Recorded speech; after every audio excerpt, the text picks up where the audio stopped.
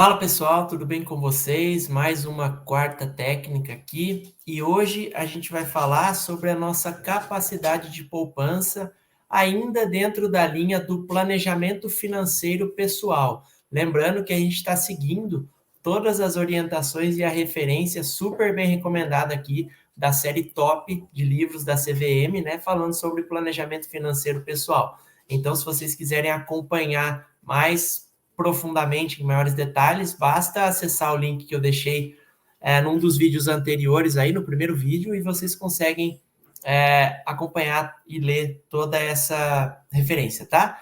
Bom, já passamos por balanço patrimonial, orçamento e fluxo de caixa, e hoje a gente vai falar sobre a capacidade de poupança, que nada mais é do que quanto da nossa renda pessoal ou familiar, a depender se a gente está fazendo a nossa ou da família, pode ser poupada em termos percentuais. Algumas dicas aqui, alguns detalhes importantes. O objetivo de poupar é para os sonhos e fundo de emergência. Lembra que a gente viu na última aula sobre orçamento e fluxo de caixa, onde a gente traçava como principais objetivos ali os nossos sonhos de curto, médio e longo prazo, e a gente falou também, e vai falar nas próximas aulas, sobre o fundo de emergência, que é aquela capacidade ou aquela reserva financeira que a gente tem para sustentar as nossas despesas fixas, considerando aí aproximadamente 6 meses, tá? Então, a gente deve buscar sempre para esses valores de capacidade de poupança, valores aí de pelo menos 20%, tá? Do ponto de vista ideal, tá? E a gente vai ver também sobre o índice de poupança, que nada mais é do que o valor disponível para investir, que a gente tem, né? Dividido pelas receitas que a gente tem. Bom, a nossa capacidade de poupança, ela passa aqui também assim como para o orçamento e fluxo de caixa, ela passa por alguns vieses aí.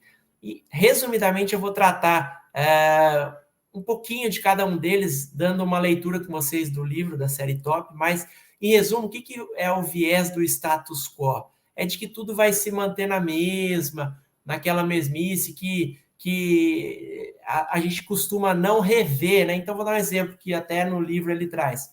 Pô, às vezes a gente faz um plano de internet, mais telefone, mais celular, por exemplo, ou mais TV. E aí a gente vê que, pô, nem uso mais o telefone, então, de vez em quando é importante rever esses conceitos, sair desse status quo, para ver se a gente consegue diminuir os nossos gastos, né, e aumentar a nossa capacidade de poupar. A falácia do planejamento. Esse é um viés que é aplicado sempre principalmente as dietas, né? Então, por exemplo, é aquela coisa de que, pô, para a gente ter uma capacidade, por exemplo, de emagrecer, a gente precisa ir ao supermercado, comprar coisas saudáveis, fazer coisas saudáveis, fazer exercício, exige esforço, exige planejamento. Então, acaba que na nossa capacidade de poupança, isso também ocorre. Pô, poupar exige um esforço, exige um planejamento para que eu gaste menos, para que eu consiga guardar a minha graninha ali mensalmente, principalmente para os objetivos de curto, médio e longo prazo e para o meu fundo de emergência. O viés do crescimento exponencial, esse diz respeito principalmente aos juros compostos, né? A gente às vezes acaba esquecendo aí que muitas das vezes as nossas dívidas, elas são atreladas aos juros compostos. Então, o crescimento delas, quando não quitadas, quando não pagadas aí, ela acaba sofrendo o impacto desses juros compostos. Ao passo que esse é um viés que pode ser também positivo na nossa capacidade de poupança. Muitas vezes, muitos investimentos são atrelados a juros compostos, e há quem diga que essa é a melhor máquina de fazer dinheiro, né?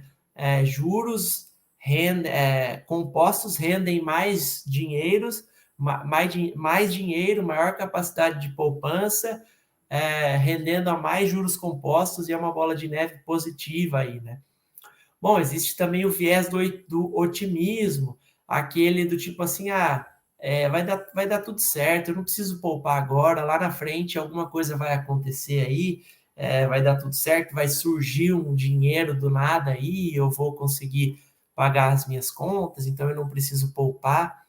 Esse é o viés do otimismo. E também tem o viés do presente, que é aquela máxima de que viver o presente é mais importante do que o passado ou o futuro. Eu não preciso poupar, porque no futuro está atrelado também ao viés do otimismo, né? Vai acontecer alguma coisa e eu vou ter dinheiro, então eu não vou precisar poupar agora, deixa eu viver o presente.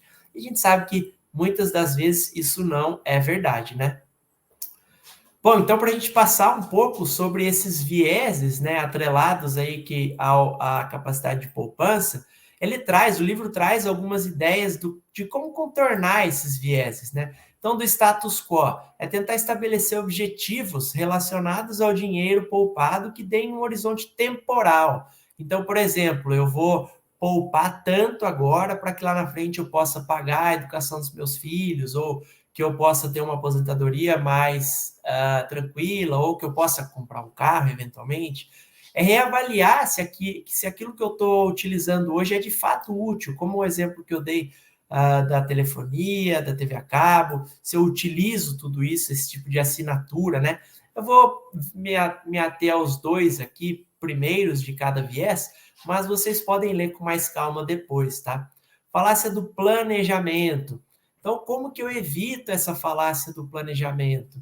Pô, evitar dar o passo maior que a perna, procura ser comedido, procura ser uma pessoa que não vai no supermercado com fome, por exemplo, vou poupando de pouco em pouco e tentar contornar esse viés, né? Ser um pouco mais detalhista. Então, isso, obviamente, que exige planejamento, é uma tarefa, mas por que não? Existem tantos aplicativos hoje que são extremamente úteis para a gente conseguir detalhar as dívidas que a gente tem atualmente, né?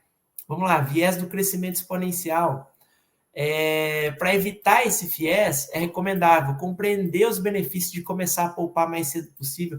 É importante a gente que não teve muita educação financeira na escola começar a trazer isso desde cedo já para os nossos filhos e até para a gente mesmo. Utilizar simuladores, aplicativos, planilhas, tem tudo no celular e na internet hoje para que a gente consiga render ou poupar pelo menos algum investimento que traga uma capacidade acima da inflação e que me permita acumular recursos no longo prazo. Viés do otimismo, de que vai dar sempre certo. Bom, o que eu posso fazer para evitar isso? Tomar cuidado com essas expectativas altíssimas de rentabilidade. Rentabilidade passada não é garantia de rentabilidade futura. Não esperar milagres, não tem milagre no mercado financeiro, tá? Aliás, ele é muito coerente em relação às rentabilidades, tá? Pensar principalmente, pesquisar sobre a idoneidade do intermediário junto aos órgãos reguladores. Pô, é um banco que eu estou investindo, de repente, qualquer tipo de investimento para evitar que a gente caia nessas pirâmides, enfim, coisas que acabam prometendo muita coisa, além do que aquilo que a gente de fato sabe que é possível. Se a esmola é demais, o santo desconfia, né? O viés do presente, como evitar ele? Fazer planos, imaginando que poderá comprar no futuro com o dinheiro que está economizando hoje. Então, é inverter. Ao invés de eu gastar hoje, pensando que eu tenho que viver hoje, é economizar hoje pensando que eu tenho que viver no futuro, né? Estabelecer objetivos associados aí ao plano de poupança, porque eles geram satisfação, então, à medida que eles vão sendo atingidos. Então, traça objetivos no curto, médio e longo prazo, você vai ver que o esforço que você faz hoje, quando atingido o objetivo, é muito recompensador, então vale muito a pena nesse sentido, tá? E entrando direto aí para a nossa planilha, lembrando que a gente já passou por balanço patrimonial, orçamento e fluxo de caixa, e agora a gente está na nossa aba de poupança.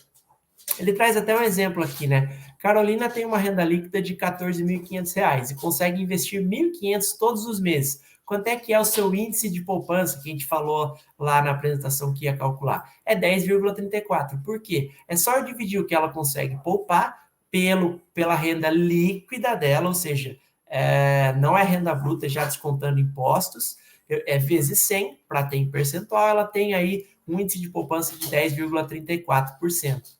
Bom, lembrando que isso é focado em sonhos e fundo de emergência, tá, pessoal? Então, nosso objetivo é focar aí nos nossos sonhos, a nossa capacidade de poupança tem que ser para focar nos sonhos e para o nosso fundo de emergência.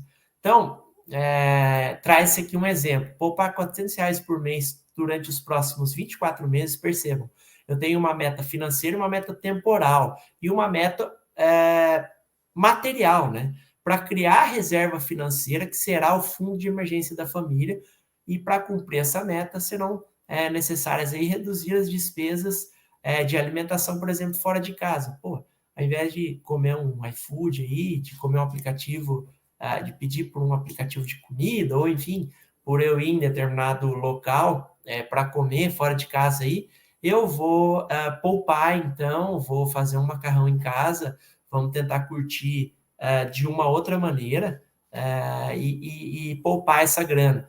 Então, levando em conta o nosso orçamento de fluxo de caixa, que tinha um salário líquido aí de 12 mil, e levando em conta que sobrou 460 no nosso saldo de caixa, a nossa capacidade de poupança aqui é 4%, muito abaixo do que o ideal que o livro sugere, que é 20%, tá? Mas vale lembrar que isso aqui é de fato o que sobrou. A gente vê que realmente os gastos aqui são menores e as despesas também, então a gente poderia investir parte desse dinheiro aqui no nosso valor disponível para investir na nossa capacidade de poupança, a ponto da gente ter aí um rendimento, um índice de poupança maior. Beleza?